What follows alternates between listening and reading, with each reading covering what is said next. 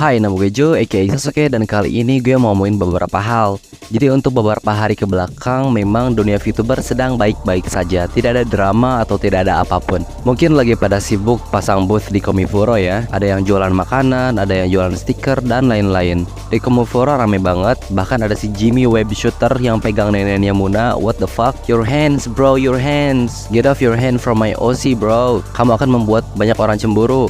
Dan kalau kalian misalnya suka lihat updatean VTuber luar negeri, kalian pasti tahu kalau misalnya HoloLive device itu nurunin generasi baru, yaitu Flow Glow. Dan mengenai Flow Glow pun sendiri, dia menurunkan sebuah lagu rap gila namanya FG Roadster. Kalian harus denger. Kalau kalian belum denger, kalian miss out big time, sumpah. Menurut gue ini lagunya bagus banget. Ini adalah sebuah lagu yang sangat banger. Gue sampai mengangguk-nganggukan kepala gue dengerin lagu ini. Apalagi di verse-nya si Chihaya atau Cahyo yang kayak gini.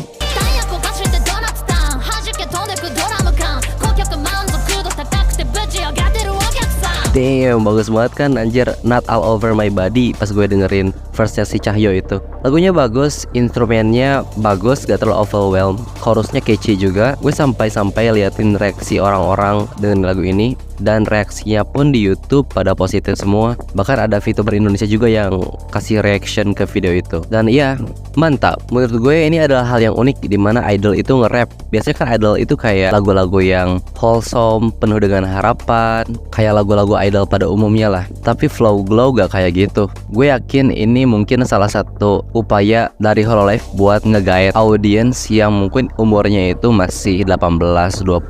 Audiens yang masih muda lah. Dan mungkin rap scenes di Jepang lagi naik-naiknya sekarang. Kayak opening Dadadan kan itu rap juga kan, yang Creepy Nuts itu. Dan setelah gue lihat reaction semua di YouTube, gue pindah platform ke Facebook. Gue lihat diskusi tentang lagu ini di Facebook dan oh my fucking god, somehow di Facebook isinya negatif semua. Ada yang bilang jelek karena pakai autotune, ada yang bilang liriknya sampah. Kayak postingan ini, Noika Hoku ngomong pas dengan mereka nge-rap kirain bakal jadi girl group kayak XG versi VTuber. Tapi ini mah XG diisi rapper ala-ala Travis Scott. Maaf aja, tapi rap dengan autotune kuat gini gak masuk ke telingaku. Of course, gue gak nyebut kemampuan nyanyi mereka jelek secara general. Setelah denger semua coveran lagu mereka, suaranya memang bagus-bagus kok. Flow Glow is real, disebut flop gak tuh? Terlalu dini, mereka masih bisa lebih baik di lagu berikutnya. Kali Killer, Do It Without Autotune First. Terus dia ngasih gambar yang diedit pakai kombinasi Kimihime yang dulu banget sudah ini tentang autotune. Jadi dia basically nyalahin autotune. Kalau ada rap music pakai autotune sama dengan jelek, titik. Menurut gue orang kayak gini telinganya masih stuck di tahun 2010, 2011, dimana memang autotune itu dinilai sangat jelek pada masa itu. Terus ada yang ngomong kayak gini, apakah selera Yago tentang musik begitu rendah sehingga ginian di ACC dijadikan promosi untuk mendobrak debut new gen mereka. Udah tahu gen sebelum-sebelumnya banyak yang masterpiece malah dikasih ginian. Terus dia kayak ngedrop memes, this shit is so ass. Dan pas gue lihat komentar-komentarnya, yap, betul. Orang-orang di komentarnya pada tergiring opininya. Banyak orang yang bilang lagu yang itu kayak lagu sampah. Banyak orang yang nyandingin lagu ini sama lagu KSI. Ada orang yang bilang lagu Take Off It lebih baik daripada lagu ini. Anjir. Tapi di sisi lain gue ngerti sih kenapa orang-orang pada hating lagu ini. Karena orang-orang ini semuanya, mereka itu target audiens VTuber yang pada umumnya, yang suka nyediain lagu-lagu wholesome, lagu-lagu yang tadi sebelumnya kayak gue bilang. Terus mungkin mereka dikasih lagu rap kayak gini, mereka pasti agak kaget juga kan, kayak what the fuck, ini bukan idol yang biasa gue tonton. Oke, gue bisa ngerti tentang hal itu, tapi bukan berarti lu bisa nge-hate seenaknya. Itu memang mungkin dari telinga lo aja yang boomers, dan dari selera musik lo yang kurang open-minded. Jadi ya, with that being said, ini lagunya bagus, kalian harus dengerin. Terus tentang VTuber lokal, ada satu pertanyaan yang sering digaungkan belakangan ini. Dan ini pertanyaannya sangat besar, yaitu kapan generasi HoloLive Indonesia keempat dibuka. Bahkan si Billy halaman tetangga sampai-sampai nyindir, HoloLive English dapat Gen 4, HoloLive Device dapat Gen 2, HoloLive Indonesia dapat merch baru. Gue tahu kalau misalnya orang-orang Indonesia atau VTuber anything, mereka itu pengen kerja di HoloLive. Mereka itu pengen jadi talent VTuber HoloLive. Itu tuh kayak salah satu impian yang paling tinggi di dunia VTuberan. Karena kalau lo kerja di HoloLive sebagai talent, lo otomatis dapat cloud, lo otomatis dapat revenue yang lumayan. Intinya lo bisa langsung famous lah. Tapi dengan menjawab pertanyaan ini, lo harus masuk ke dalam isi pikirannya dari Yago. Apakah dengan adanya HoloLive generasi 4 itu bakal bakal nguntungin ke perusahaannya. Sebenarnya sesimpel itu sih. Pada akhirnya akan balik lagi apakah keputusan ini menghasilkan uang apa enggak.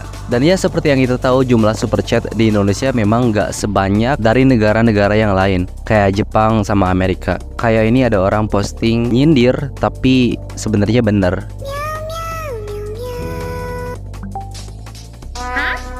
Would like to take notes while I take totes of the marijuana smoke. Oh, you wanna choke? Gun smoke, gun smoke. Biggie Smalls the layer, the rock slayer, the hooker layer, motherfucker say.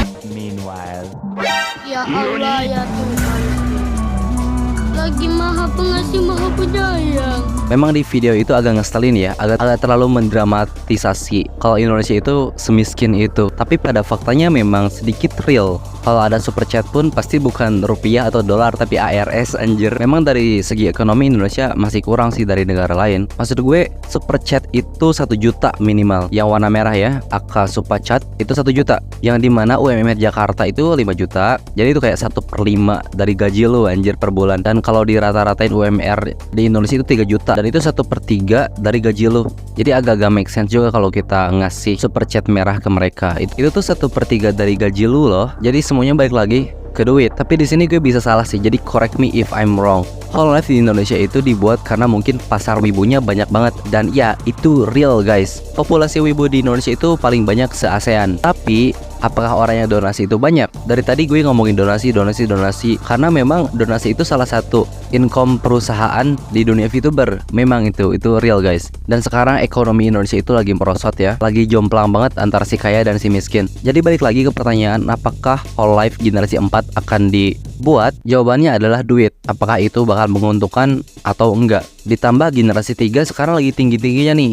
Kobo, Zeta, dan Kayla itu mereka paling populer di Hololive Indonesia. Apakah generasi 4 itu bakal menyaingin atau melampaui mereka? Susah sih kata gue. Tapi ya tidak ada yang tidak mungkin di dunia ini. Jadi ya gitu.